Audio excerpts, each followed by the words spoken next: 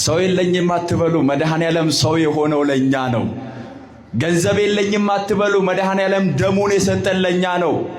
ዋጋ የለኝም አትበሉ፣ መድኃኔዓለም በደሙ ዋጋ ከፍሎ የዋጀን ነፃ ያወጣን እኛን ነው። ከዚህ በኋላ ተስፋ የለኝም አትበሉ፣ ገነት መንግሥተ ሰማያት ያዘጋጀልን ለኛ ነው። ገነት የሚወርስ እንስሳ የለም። ገነት የሚገባ አውሬ የለም። ገነት መንግሥተ ሰማያት የተዘጋጀችው ለሰው ነው። እግዚአብሔር እጅግ የተሻለውን ያዘጋጀው ለኛ ነው። በመልኩ የፈጠረን እኛን ነው።